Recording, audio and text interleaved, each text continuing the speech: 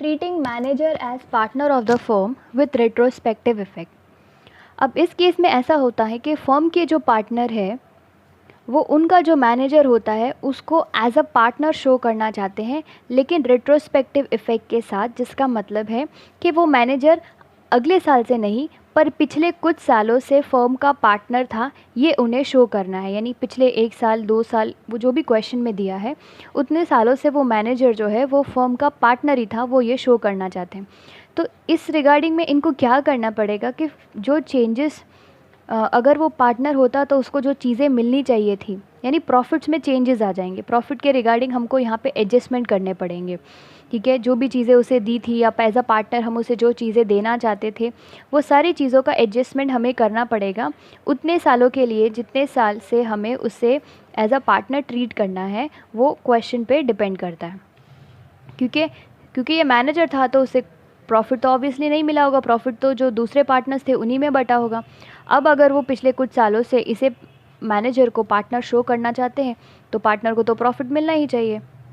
तो ये सारा इफ़ेक्ट आने वाले साल में बुक्स में, यानी जो नेक्स्ट अकाउंटिंग ईयर में जो भी ये रिकॉर्ड करेंगे उसमें सारे एडजस्टमेंट हमें कर देना है, ताकि ये जो पार्टनर है वो, जो मैनेजर है वो पार्टनर बन चुका है, उस तरह का सब एडजस्टमेंट हमें कर देना होता है।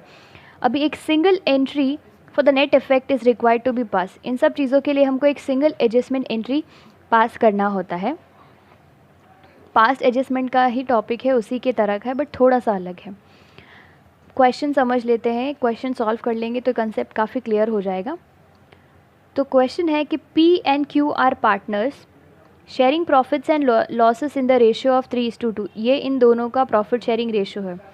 जो भी प्रॉफिट होता था उसके 5 पार्ट्स होते थे, जिसमें से 3 पार्ट P लेता था एंड दो पार्ट है वो Q को जाते थे। They employed R as their manager to whom they paid a salary of 2,250 per month. R उनका मैनेजर था जिसको वो पर मंथ 2,250 रुपीज़ यानी इंटू 12 करके 27,000 रुपीज़ पर ईयर सैलरी पे करते थे। R had deposited 60,000 on which interest was payable at the rate 9% per annum. R ने P और Q को 60,000 रुपीज़ दिए थे, जिस पर P और Q R को 9% इंटरेस्ट पे करते थे।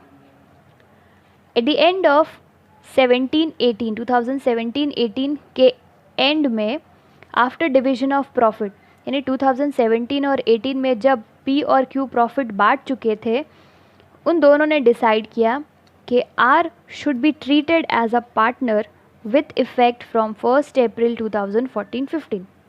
अभी चल रहा है 17-18, प्रॉफिट वगैरह सब बांट दिया। उसके बाद P और Q डिसाइड करते हैं कि R को हमें पार्टनर शो करना है, लेकिन कब से? 14-15 से, यानी 4 साल पहले से। देखो 14-15, 15-16, 16-17 एंड 17-18, ये चारों साल में जो R है वो फर्म का पार्टनर था, ऐसे इन्हें शो करना है। और इन्होंने कहा है कि 2014-15 1 अप्रैल से हम इसे पार्टनर शो करेंगे और इसको 1/6 शेयर देंगे प्रॉफिट में। 1/6 शेयर का मतलब होता है कि जो भी प्रॉफिट होगा वो P, Q एंड R के बीच में टोटल जो प्रॉफिट है वो 6 पार्ट में डिवाइड होगा। उन 6 पार्ट में से एक पार्ट जो है वो R को मिलेगा। इन्होंने कहा कि 1/6 शेयर प्रॉफिट में देंगे। R का जो डिपॉजिट था 60,000 रुपीज़ का, उसी को R का कैपिटल कंसिडर कर देंगे और उस 60,000 पे उसे interest on capital 6% per annum दिया जाएगा, जैसे कि बाकी पार्टनर P और Q को मिलता है। यानी 60,000 उसका कैपिटल हो गया, 1/6 शेयर इन प्रॉफिट देंगे उसको। And the firm's profit and losses after allowing interest on capital where. देखो पिछले 4 साल सब प्रॉफिट दिया हुआ है। 2014 का 1,77,000, 15-16 का 1,87,800, 16-17 में लॉस हुआ था 12,000 का, 17-18 में प्रॉफिट था 2,34,000 का। और ये प्रॉफिट, ये चारों साल को जो प्रॉफिट दिया है that was after allowing interest on capital, यानी कि ये एक्चुअल प्रॉफिट नहीं है, प्रॉफिट कुछ और था। उस प्रॉफिट की अमाउंट से P और Q को इंटरेस्ट ऑन कैपिटल दे चुके हैं। उसके बाद जो प्रॉफिट बचा वो ये है, जो P और Q ने इनके प्रॉफिट शेयरिंग रेशियो में बांट लिया था। क्योंकि जो भी प्रॉफिट होता है उसमें से सारे अप्रोप्रिएशंस हमें पहले डिडक्ट करने पड़ते हैं। हम सैलरी दे देते हैं, इंटरेस्ट, कमीशन, जो भी पार्टनरशिप डीड में लिखा होता है वो सारी चीज़ें दे देते हैं। उसके बाद जो प्रॉफिट बचते हैं पीछे, वो पार्टनर्स आपस में बांट लेते हैं उनके प्रॉफिट शेयरिंग रेशियो में। यानी 14-15 में इंटरेस्ट देने के बाद 1,77,000 जो बचा था, ये अमाउंट पी और क्यू ने 3:2 में बांट लिया था अपने आप में। 15-16 में 1,87,800 बांट लिया था, ऐसे सो ऑन। ये इनके अमाउंट थे जो इन्होंने इंटरेस्ट देने के बाद बच गया था और इन्होंने आपस में बांट लिया था इनके प्रॉफिट शेयरिंग रेशियो में। लेकिन अगर आर भी पी क्यू के साथ में पार्टनर होता तो उसको भी इस प्रॉफिट्स में शेयर मिलता। तो हमें यही शो करना है कि आर अगर पार्टनर होता तो उसे कितना पैसा मिलता और एज अ मैनेजर उससे कितना पैसा मिला है, और उसका एक एडजस्टमेंट एंट्री हमें एक सिंगल एंट्री में पास करके एडजस्टमेंट दिखाना है। तो इसको सॉल्व कर लेते। ओके, सो सबसे पहले हम लिखेंगे कि आर जब मैनेजर था तो उसे क्या क्या मिल चुका है। तो यहाँ पे लिख लेते हैं amount already credited to R. R को क्या क्या मिल चुका है एज मैनेजर। तो एज मैनेजर उसको मिला है सैलरी, पर मंथ उसका सैलरी था 2,250 रुपीज़। तो उसका 12 मंथ का सैलरी कितना होगा, और 12 मंथ के हिसाब से उसके 4 साल का सैलरी कितना होगा। इस तरह से हमें क्या करना है, उसका सैलरी फाइंड करना है। सो उसका सैलरी आ जाता है, 4 साल का उसका सैलरी आ जाएगा 1,08,000। ये आ जाएगा 27,000 into 4 you will get 1,08,000 salary दिया। उसके अलावा उसको क्या मिलता था जब वो मैनेजर था, तो 60,000 के डिपॉजिट पे उसको 9% इंटरेस्ट मिलता था। यानी उसने जो लोन दिया था या जो डिपॉजिट था उसको कह सकते हैं, उसके ऊपर उसको इंटरेस्ट मिलता था। तो इंटरेस्ट ऑन लोन मिलता था 60,000 का 9% कितने सालों के लिए, 4 इयर्स के लिए। सो ये 60,000 का 9% होता है 5,400 एंड उसका 4 ईयर का अमाउंट हो जाता है 21,600। यानी पिछले 4 सालों में एज मैनेजर आर को 1,29,600 रुपीज़ पी और क्यू ऑलरेडी दे चुके हैं। यानी जब वो मैनेजर था तो 4 साल में उसे ये सारी चीज़ें मिली है और उसके हिसाब से उसे 4 साल में 1,29,600 रुपीज़ दे चुके हैं। अब अगर आर जो है वो पार्टनर होता तो क्या होता, तो amount which should have been credited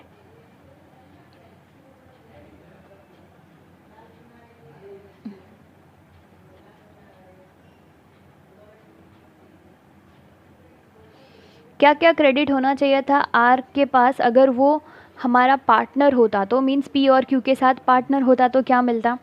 तो अगर वो पार्टनर होता, देखो यहाँ पे पूरे केस में यही लिखा हुआ है कि पी और क्यू इंटरेस्ट शेयर करते थे, इंटरेस्ट ऑन कैपिटल उनको मिलता। देखो यहाँ पे लिखा हुआ है being considered as capital carrying interest at the rate 6% per annum like the capital of other partners. दूसरे पार्टनर्स को भी 6% इंटरेस्ट मिलता था। तो पी और क्यू की तरह अगर आर भी पार्टनर होता तो आर को क्या मिलता, आर को 6% इंटरेस्ट ऑन कैपिटल मिलता। तो यहाँ पे लिख देते हैं इंटरेस्ट ऑन कैपिटल। तो 60,000 का 6% होता है 3,600 और 4 साल के लिए उसका अमाउंट हो जाता है 14,400। तो अगर आर पार्टनर होता तो उसे इंटरेस्ट ऑन कैपिटल 4 साल के लिए मिलता 14,400। अब उसके अलावा उसे क्या मिलता, तो उसे मिलता शेयर इन प्रॉफिट। तो अब तो हमें ये नहीं पता है कि प्रॉफिट कितना था। तो देखो पी और क्यू को इंटरेस्ट पे करने के बाद प्रॉफिट्स दिया हुआ है। ओके, तो हम फाइंड कर लेते हैं कि पिछले 4 साल का प्रॉफिट कितना था, क्योंकि हमें 4 साल का प्रॉफिट उसको यहाँ पे देना है। तो 4 साल में एक्चुअल प्रॉफिट कितना होता अगर आर मैनेजर नहीं अगर पार्टनर होता, तो पहले वो अमाउंट फाइंड करना है। तो यहाँ नीचे हम वर्किंग में उस चीज़ को कर लेते हैं।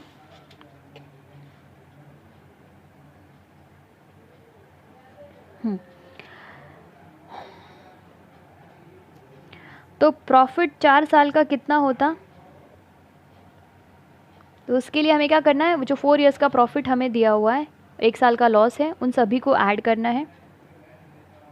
1,77,000 प्लस 1,87,800 माइनस 12,000 प्लस 2,34,000, ये हो जाता है 4 साल का profit without distributing to R. R को दिया नहीं है इसमें से कुछ। ये प्रॉफिट किसका था, पी और क्यू के इंटरेस्ट ऑन कैपिटल निकालने के बाद। तो जाहिर सी बात है, हम क्या करते हैं कि जो भी P&L एप्रोप्रिएशन में हम क्रेडिट साइड में अमाउंट लिखते थे नेट प्रॉफिट, उसमें से जो भी चीज़ें पार्टनर्स को देनी होती है वो देने के बाद जो अमाउंट बचता है वो पार्टनर्स में डिस्ट्रीब्यूट होता है। जैसे क्रेडिट साइड में हम लिखते हैं net profit, interest on drawing लिखते हैं उसके नीचे। डेबिट साइड में हम लिखते थे interest on capital, salary, commission, जो भी देना था पार्टनर्स को, वो देने के बाद एक अमाउंट मिलता था, उस अमाउंट को हम पार्टनर्स में डिस्ट्रीब्यूट करते हैं। ओके, तो यहाँ पे ये जितनी भी अमाउंट्स दी हुई है, इसमें से पी और क्यू का इंटरेस्ट ऑन कैपिटल डिडक्ट हो चुका है, लेकिन आर का अभी बाकी है। तो अगर आर पार्टनर होता तो आर का इंटरेस्ट भी माइनस होता, आर का इंटरेस्ट ऑन कैपिटल भी माइनस होता। तो देखो आर का इंटरेस्ट ऑन कैपिटल कितना आया है, सो आर का इंटरेस्ट ऑन कैपिटल आया है 14,400, तो हमें ये माइनस करना पड़ेगा। तो अब ये जो अमाउंट हुई, ये कौन सी अमाउंट हुई, ये वो अमाउंट हुई जो पी, क्यू और आर में डिस्ट्रीब्यूट होती अगर आर भी पार्टनर होता तो इंटरेस्ट ऑन कैपिटल तीनों पार्टनर्स का निकालने के बाद। लेकिन यहाँ पे एक इफ़ेक्ट और है कि अगर आर मैनेजर नहीं होता, अगर आर मैनेजर नहीं होता तो पिछले 4 साल में आर को ये जो भी पैसा दिया है इन्होंने 1,29,600 वो नहीं देना पड़ता, तो ये पैसा इनका बच जाता। तो इतने अमाउंट से इनके 4 साल का बचा हुआ पैसा प्रॉफिट में ऐड हो जाता। तो हमें ये पैसा भी इसमें ऐड करना है, क्योंकि हम ये शो करना चाहते हैं कि अगर आर मैनेजर नहीं पार्टनर होता तो उसे कितना प्रॉफिट मिलता। तो अगर आर मैनेजर होता ही नहीं, तीनों पार्टनर्स ही होते, तो ये अमाउंट हमें देना ही नहीं पड़ता, ये बच जाता और ये हमारा प्रॉफिट में वापस ऐड हो जाता। तो अब इन सभी अमाउंट को ऐड करने पर हमें 4 साल का प्रॉफिट मिल जाता है जो तीनों पार्टनर्स के लिए था। तो इन सबको ऐड करके मिलेगा 7,02,000। ये हो गया 4 साल का प्रॉफिट। इसमें से इन पार्टनर्स ने आर को कितना शेयर दिया है, 1/6। तो हमें फाइंड करना है इसका 1/6। तो इसका 1/6 हो जाएगा 6 1 ज़ा 6, 6 1 ज़ा 6, 6 7 ज़ा 42 एंड 3। सो कितना आ रहा है, ये हो जाता है आर का 4 साल का शेयर इन प्रॉफिट अगर वो पार्टनर होता तो। सो अगर आर पार्टनर होता तो इसको 4 साल में 1,17,000 रुपीज़ देने पड़ते प्रॉफिट में से। तो अब इसको अगर हम ऐड करते हैं तो हमें मिलता है 400, 1,31,400। तो अब इस सॉल्यूशन को थोड़ा वापस देखते हैं, क्या लिखा है हमने कि अगर जब आर मैनेजर था तब उसे पिछले 4 साल में 1,29,600 रुपीज़ फर्म दे चुकी है, पी और क्यू दे चुके हैं, ये पैसा उसके पास ऑलरेडी चला गया है। लेकिन अगर वो मैनेजर नहीं पार्टनर होता तो पिछले 4 साल में उसके पास फर्म से 1,31,400 रुपीज़ मिलने चाहिए थे। तो हमें तो आर को पार्टनर बनाना है, तो उसके अकाउंट में 1,31,400 जाना चाहिए। तो 1,31,400, तो यहाँ पे हमें फाइंड करना है डिफरेंस। ए और सी को माइनस कर दो, कितना डिफरेंस आ रहा है, उसको कितना देना है, ठीक है। तो एज पार्टनर उसे 1,31,400 मिलना चाहिए था, लेकिन उसको अब तक 1,29,600 ही मिला है। तो डिफरेंस अगर हम निकालें तो हमको मिलता है 1,800। तो यहाँ 1,800 उसे और देने पड़ेंगे क्योंकि अब वो पार्टनर बन गया है, तो हमें इतना अमाउंट देना है। तो कितना कम पड़ रहा है इस अमाउंट में, 1,800। तो ये हो जाएगा क्रेडिट। और ये अमाउंट कौन देगा, तो ये जो अमाउंट कम पड़ रहा है वो पी और क्यू देंगे अपने प्रॉफिट शेयरिंग रेशियो में। सो जर्नल एंट्री क्या हो जाएगी, जर्नल एंट्री हो जाएगी, जर्नल एंट्री हो जाएगी P's capital account debit, Q's capital account debit to R's capital account। R को देना है 1800 रुपीज़, और ये 1800 रुपीज़ कौन से रेशो में बंटना है, तो ये रेशो बांटना है हमें 3:2 में। तो 3:2 में डिस्ट्रीब्यूट कैसे करना, आई होप सबको याद है, मैंने बार बार सिखाया है ये। 1800 है, रेशो क्या है, सो रेशो है 3:2, यानी 3 + 2 होता है 5। 5 से डिवाइड कर लो, कितना आता है 1800 डिवाइड बाई 5,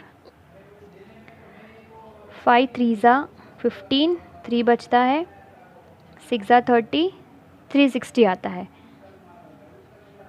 इंटू 2 इंटू 3 कर लो, सो यहाँ पे हमें मिलता है 0, 18, 9 एंड 10, और यहाँ पे मिलता है 0, 2, 1 एंड 7। तो ये देगा P और ये देगा Q, तो ये हम यहाँ पे लिख लेते हैं। सो P देगा 1080 एंड Q देगा 720 रुपीज़। सो दोनों मिलके 1800 रुपीज़ R को दे देंगे। सो अब से आने वाले साल में R मैनेजर से पार्टनर बन चुका है और सारे एडजस्टमेंट इस सिंगल एंट्री से हो जाते हैं। सो दिस इज़ हाउ कि जब मैनेजर को एक पार्टनर ट्रीट करते हैं तब कैसे सॉल्व किया जाता है। यहाँ पे सिर्फ हमने इंटरेस्ट ऑन कैपिटल ही दिया है, मे बी इसमें सैलरी कमीशन भी इंक्लूड करते हैं, तो उसको भी इसी तरह से यूज़ करना है। जो भी चीज़ें देते हैं वो प्रॉफिट से माइनस कर दो, जैसे हमने ये माइनस किया, और जो मैनेजर को एज अ मैनेजर दे चुके हैं, पैसा दे चुके हैं, वो भी हमें ऐड करना होता है, क्योंकि अब वो मैनेजर नहीं है, अब वो पार्टनर है, तो ये पैसा बच जाएगा, प्रॉफिट बढ़ जाएगा। सो क्वेश्चन कैसा भी हो उसे इसी तरह से सॉल्व करना है। तो काफ़ी इजीली ये क्वेश्चन जो है वो सॉल्व हो जाता है। आई होप सबको समझ में आया है।